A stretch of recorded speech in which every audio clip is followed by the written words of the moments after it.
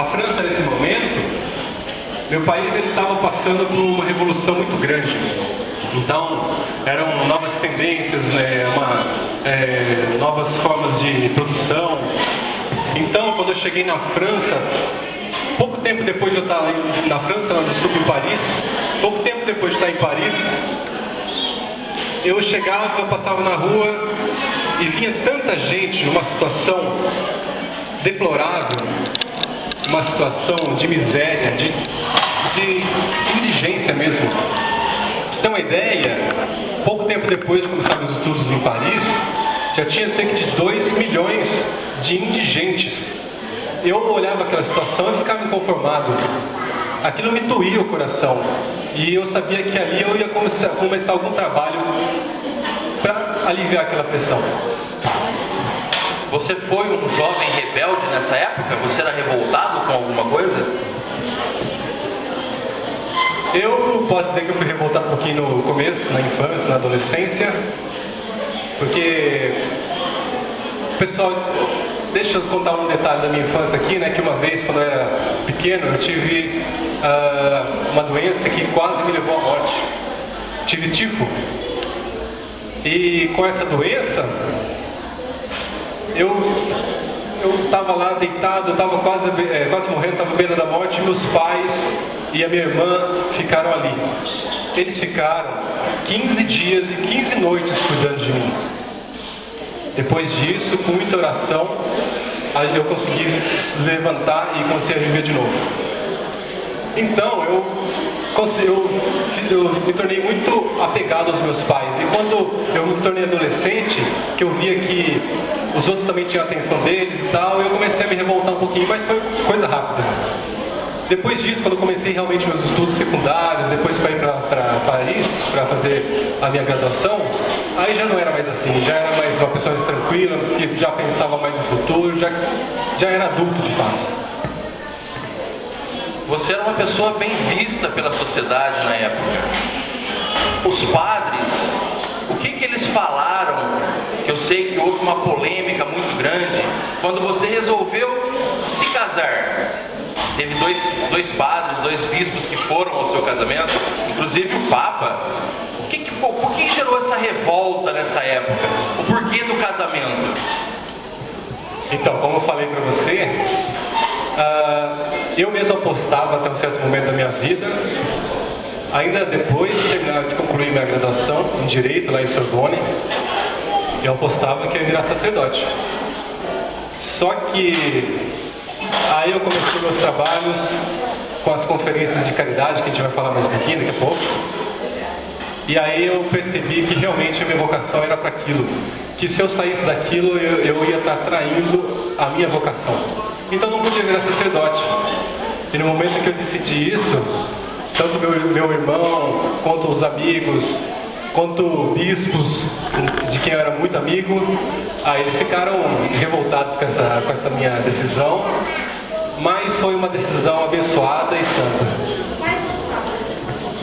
Na época, você falou aí de conferência de caridade. Quando surgiu essa ideia de se formar uma conferência de caridade?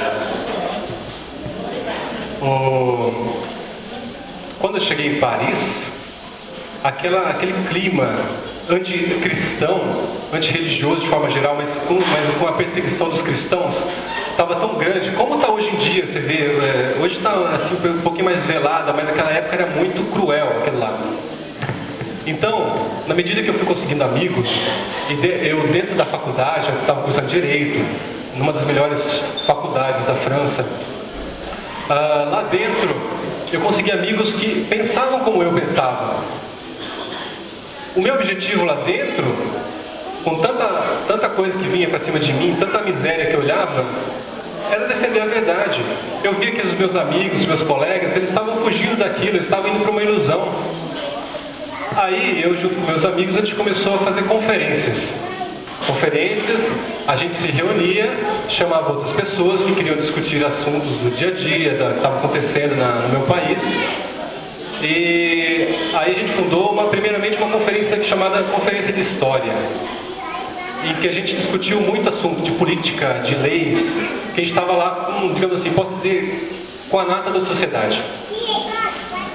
Mas com o passar do tempo e com algumas pessoas, alguns amigos que deram conselhos para mim, para meus amigos mais próximos, eu percebi que aquilo lá não estava adiantando de nada, pelo contrário, ia fazer eu me desviar do meu objetivo. Aí que por eu digo assim, uma bênção de Deus, uma pessoa entrou na minha vida que me fez enxergar onde eu devia atuar. Posso contar a história acontecendo naquele dia? Eu estava um dia numa das nossas conferências de história, e como falei, qualquer pessoa que quisesse podia entrar e discutir. E chegou um jovem lá da minha faculdade, que ele era ateu, como muitos ali eram ateus. Eles lançavam muitas perguntas assim, muito difíceis, muito cruéis para a gente. Mas aquele jovem, ele chegou para mim, ele era discípulo de Voltaire, na época, filósofo, né? Ele chegou assim, Zanã, o que acontece é que vocês podem continuar na igreja de vocês do jeito que está, porque a igreja de vocês morreu. Tudo que você fala aconteceu no passado. Atualmente, me conta, o que essa igreja faz na prática, além de falar palavras bonitas?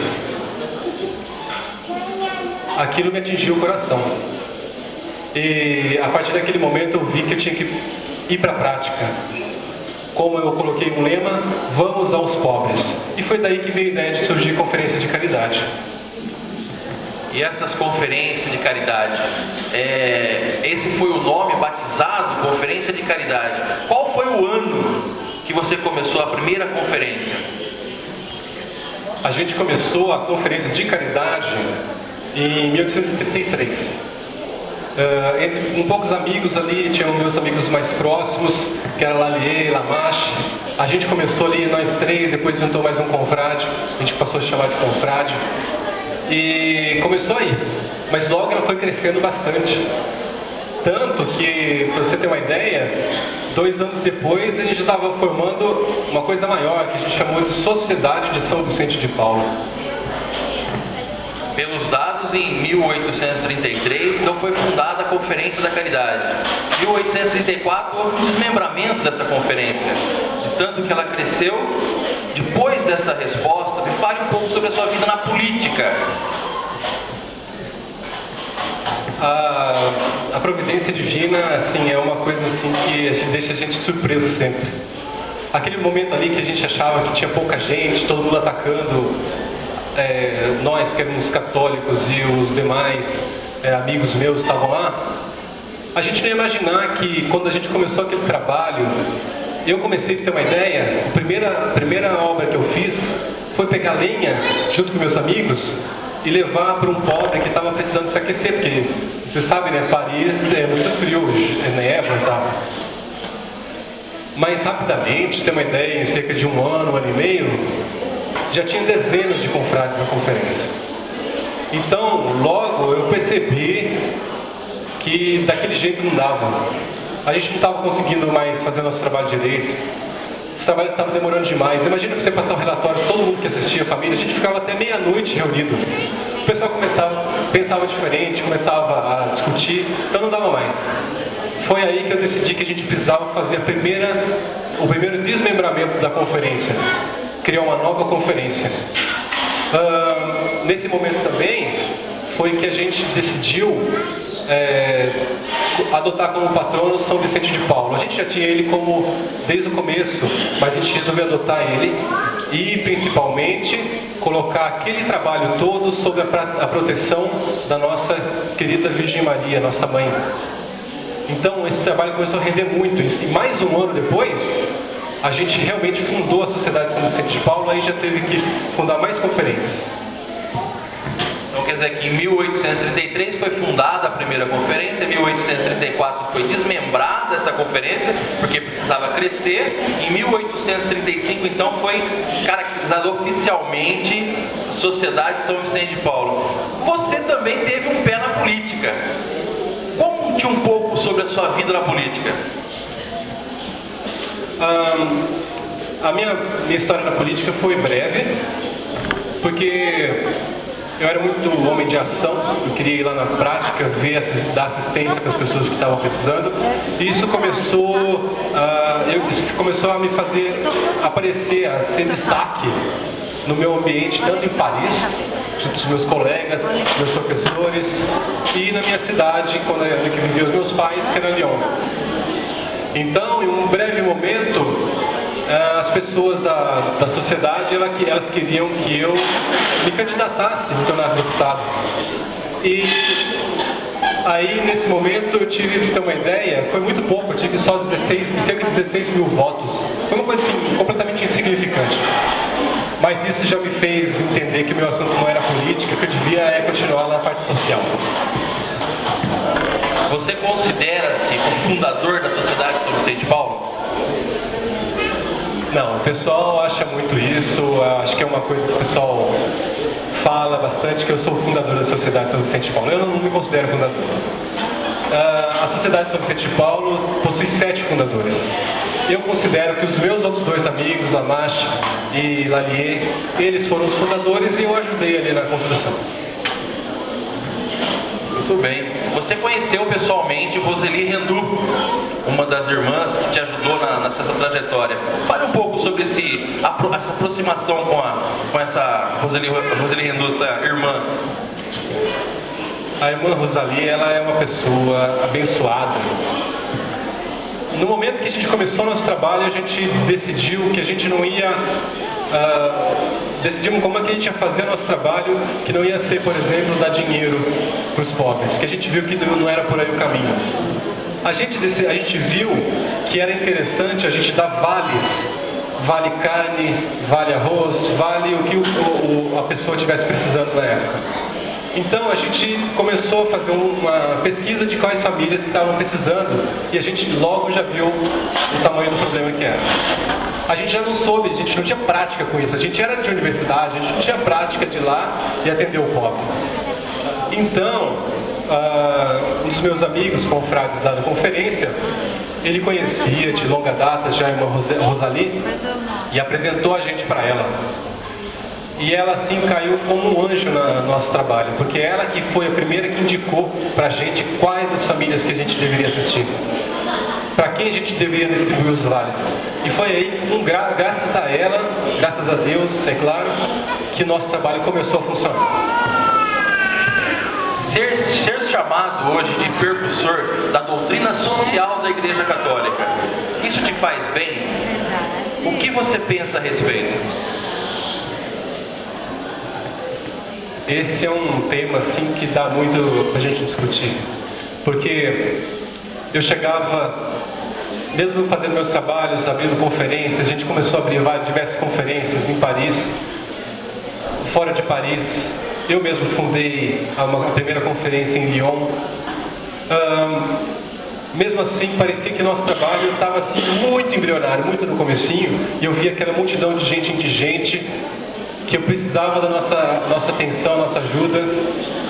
E foi aí que eu peguei uma matéria, uma cátedra na Sorbonne, que era de Direito Comercial. E com isso eu comecei a estudar profundamente as relações sociais. Entender por que o pobre estava tão miserável, por que os ricos eles estavam tão ricos. Eu comecei a entender a raiz do problema. Eu entendi que o problema era social. E aquilo lá fatalmente ia acabar, uma hora ou outra ia acabar numa revolta. Tanto que depois houve diversas revoluções depois dessa época. Então, daí que nasceu o termo doutrina social, que viria depois, décadas depois, a se tornar a doutrina social da igreja, que é justamente essa preocupação da igreja com o social, com as pessoas, como elas vivem no seu dia a dia. Mas o meu trabalho foi muito pequeno. Eu sei que eu tive reuniões, eu fui recebido algumas vezes por papas, mais de 2 papas me receberam, um antes de eu casar, um depois de eu casar. Eles gostavam do que eu escrevia, mas meu trabalho, perto do que a mãe igreja faz, é muito pequeno, então eu não me considero precursor da doutrina social. Você imaginou que um dia, aquele grupo pequeno de amigos que montou ali uma conferência, seria hoje, aí pelo mundo espalhado, uma associação de leigos católicos, que a maior Associação de Leigos Católicos hoje no mundo, o que você acha disso hoje? Você teria essa noção quando você começou a conferência? O meu objetivo logo no começo, vendo toda aquela miséria, aquele povo sofrendo, é que aquele trabalho que a gente começasse, ele não ia ficar restrito como outras conferências, como outros trabalhos que existiam na época na cidade de Paris e outras cidades da França. Lá no meu país tinha muitos movimentos, mas eles ficavam muito restritos e não era isso que eu queria. Então, logo que eu pude, eu comecei a desmembrar junto com meus amigos fundadores, comecei a desmembrar e formar outras conferências. Rapidamente o trabalho cresceu.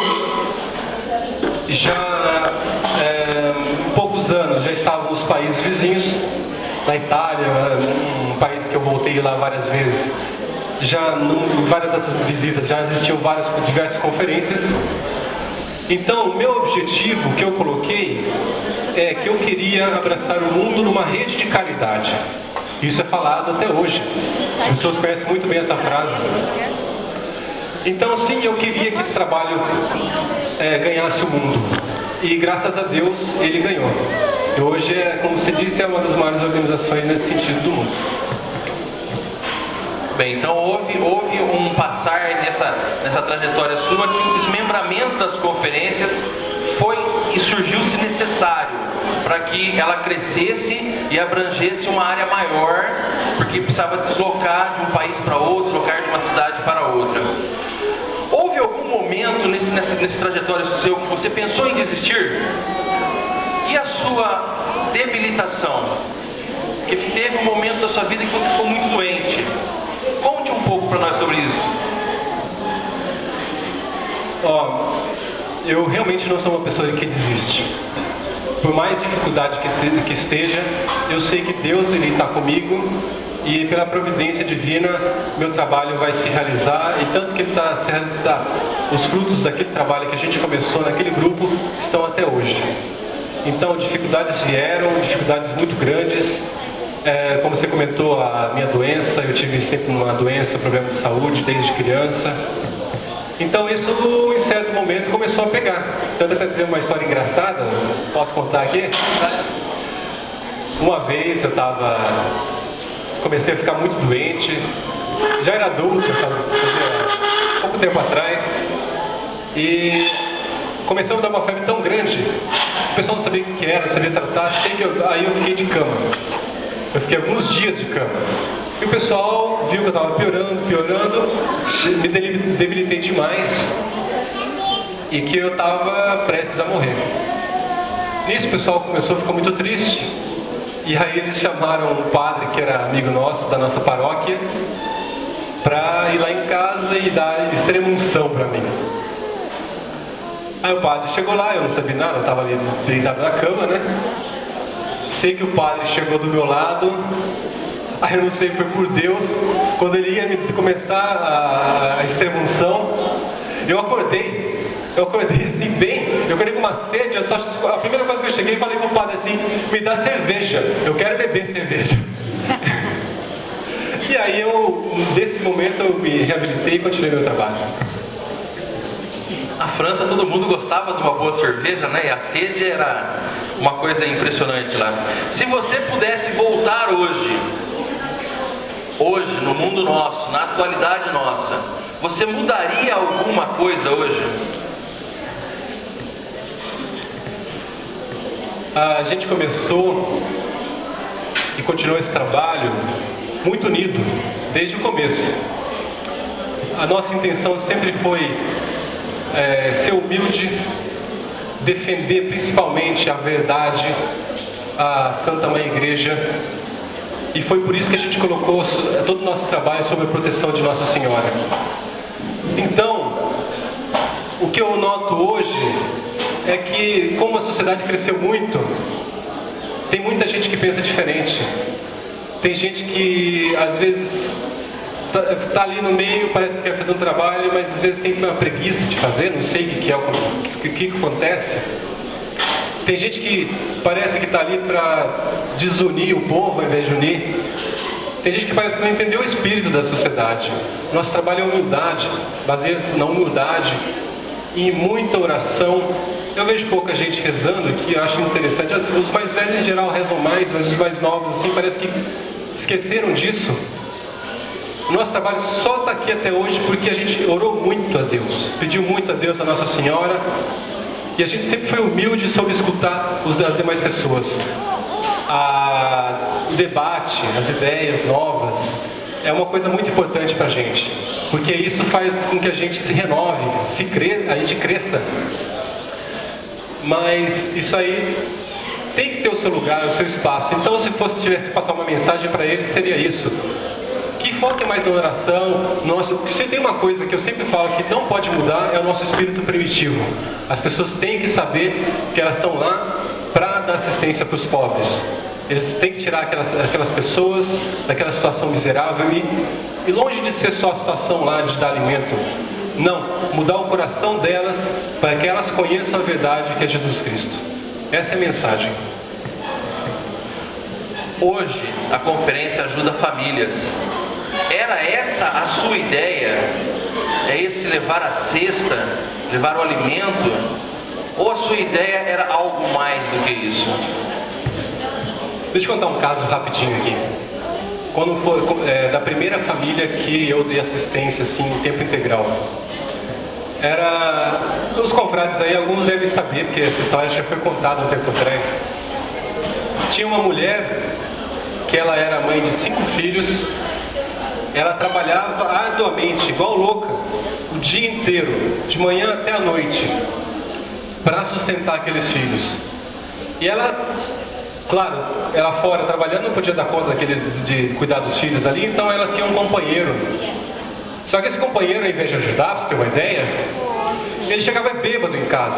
Todo dia ele chegava bêbado e o dinheirinho que a esposa trazia para sustentar aqueles 5 filhos, ele tomava dela para ir comprar bebida e ele ainda, depois que ela reclamava com ele, ele batia nela. Não dava para ficar uma situação como aquela. Como eles não eram casados, o que eu fiz? Eu tratei de separá-los para que cada um tomasse seu rumo e mandei ela para a sua cidade de Natal. Lá arranjei trabalho para ela, ela conseguiu cuidar de 2 filhos e os outros filhos que ficaram, eu e meus companheiros da conferência conseguimos trabalho para eles em Paris. Então, para você ver, está muito longe de ser só o da cesta, dar alimento ali, alguma coisa desse sentido. É muito mais. É um trabalho de moralização, de crescimento espiritual da pessoa. É nesse sentido que é o trabalho da sociedade. Na primeira jornada mundial que teve, Jornada Mundial da Juventude, ela foi instalada pelo nosso saudoso Papa João Paulo II. E lá nessa jornada houve uma grande discussão, um grande êxito, porque foi lá que foi canonizado Antônio Frederico Ozanam, beatificado. Hoje se comemora 200 anos, a gente está falando aqui já com uma pessoa que faleceu, mas hoje tem aqui no Rio de Janeiro a Jornada Mundial da Juventude. E sei que a gente está aí na esperança de uma santificação agora pelo Papa Francisco de Antônio Frederico Ozanam. Há chances disso acontecer ou vai continuar na fila? Continuar na fila é engraçado, né? O que eu acho é que está precisando de mais oração, viu? Isso seria uma graça assim que eu não posso colocar com palavras aqui se essa canonização ocorresse. Isso está dependendo da gente colocar muita oração, colocar com esse objetivo dentro de toda a sociedade, todos os nossos confrades se unirem em torno desse ideal que é a minha canonização. O saudoso Papa João Paulo II, até engraçado, né, que ele comentou, ele foi um dos que comentou que você falou antes, do meu casamento, né? Porque o pessoal falou assim, na época, como é que pode? O cara queria ser um excelente sacerdote, depois tinha um futuro muito grande na igreja, como é que ele largou tudo, ele teve a infeliz ideia de se casar? O Papa, ele chegou lá e corrigiu isso. Infelicidade, por quê? Por acaso não é um dom, um matrimônio também? E ele cumpriu esse matrimônio, esse dom do Espírito Santo, dom de Deus, muito bem cumprida até o fim, e com isso conseguiu santificar tanta gente, milhares, milhões de pessoas no mundo inteiro.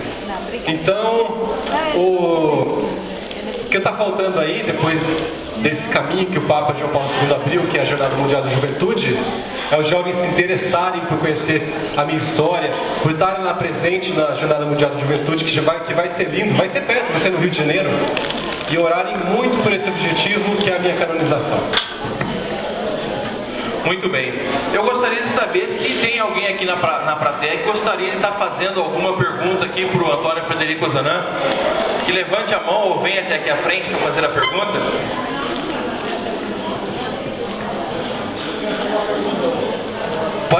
Pode vir aqui com o senhor. Eu não posso falar com frase, né? Estou no programa. Seu nome?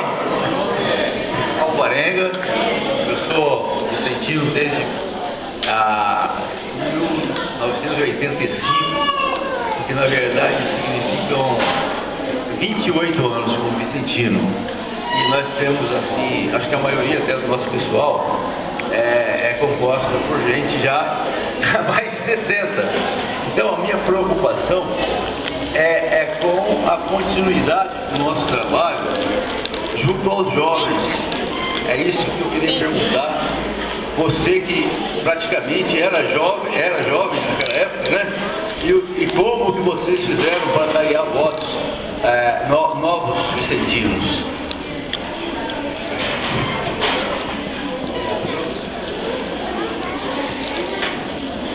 Eis uma pergunta muito importante, já tomando a sua pergunta sobre a Jornada Mundial da Juventude. A gente começou nosso trabalho, para ter uma ideia, eu comecei com 23 anos. Eu era bem jovem. Os meus amigos, quase todos, eram jovens como eu, eram ali, começaram o nosso núcleo ali na faculdade, no Sorbonne, e dali a gente foi começando a ganhar espaço. E as pessoas, tanto os leigos quanto a igreja, eles viram que o nosso trabalho era sério e foram dando muito espaço para a gente.